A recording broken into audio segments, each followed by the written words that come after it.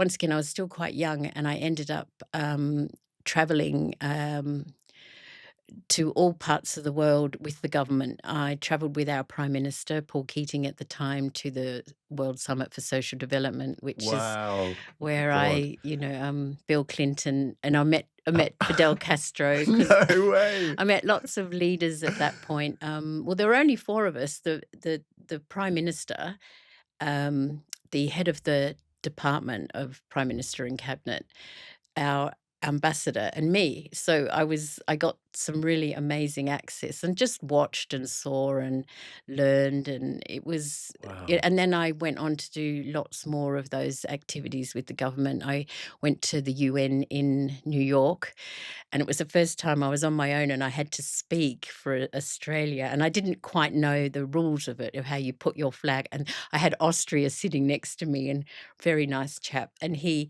said, "Well, you put your flag up like that," and then, the person at the front, the convener of the relevant meeting, and this was the Economic and Social Council of it was the UN Economic and Social Council, and we had to talk on various, and it was human rights issues and other things. I had to, before that, coordinate Australia's views. That was the role of the Department of Prime Minister and Cabinet, to coordinate our views across a whole range of issues through interdepartmental committees, get them all together, put it together so you knew what your speaking points were and what to talk about. So I remember putting my flag up for Australia and doing my bit, Oh my and God. it was so nerve-wracking, Yeah, but you at the must have been time. terrified. But I think the fun thing I found was the UN building in New York. We used the trusteeship council, which is hardly ever used anymore because it used to be the place where they would oversee colonial governments. But of course, that wasn't really used anymore. And then next door to that was the Security Council with that round table that we all know. Of course. And so it was very exciting to sort of wander around and look at all these things that. I bet. Um, and in that I met Madeleine Albright. I had tea with her, and Hillary Clinton at the time, who was a politician, and there were lots of. Was she a politician then, or was it her I'm husband or he I think she this was 1990s. Um, I think I think she had a role in. Oh gosh, I must be getting old. I can't exactly Well, no, but remember she her. must have been the first lady and then carried on into Possibly. politics, right? Madeleine Albright certainly had the main role of whatever we were there visiting for, but I was trusted with our head of delegation for that, and we kind of did that, and then there was Beijing.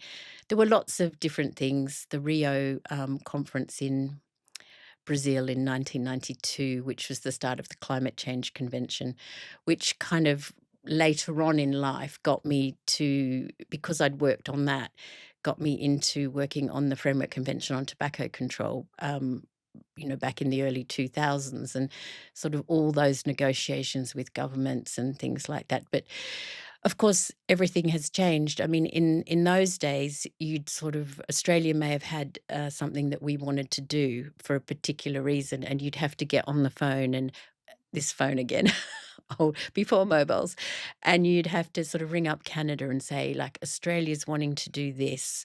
What's your view? And they'd say, well, if the US does it, then we can. So then we had to talk to the US, and the European Union was only 15 members then, and you'd have to talk to them, and then the G77, which was all the developing nations. So I spent a large part of my time negotiating things with governments, and there's one particular thing that was probably one of my proudest moments in that time. It was written up in the newspaper. It was in Beijing, and it was like, I was in this negotiating group, trying to work out and get everybody to accept. It was a notion of family, but I know it's a simple notion, but if you're trying to get various parts of the world to understand the concept of family, obviously different people have different views of what that means. Mm. And in the context of the text we were negotiating, that was really a key part of it.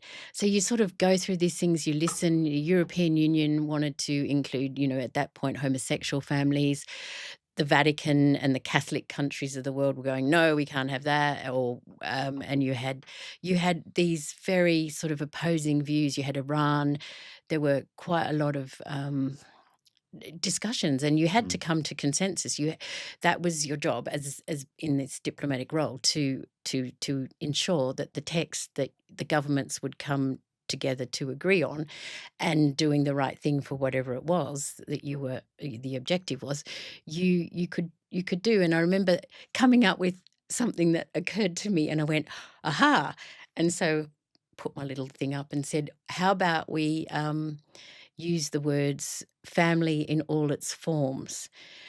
And I said that way everyone can take out of the international text how they interpret that nationally, which is how treaty law is interpreted, and therefore everyone could live it. And I remember they all start looking around the room, and they'll go, "Yes," and it was written up Oh, that's in cool. the newspaper that it said something like Australian negotiator Jeannie Cameron saved the day with a tortured phrase of family in all its forms, and it said the Vatican, Iran, all these different countries thanked Australia for its bridge building, Oh my which, well, God. it said it argued for 36 hours over paragraph 245B of the text.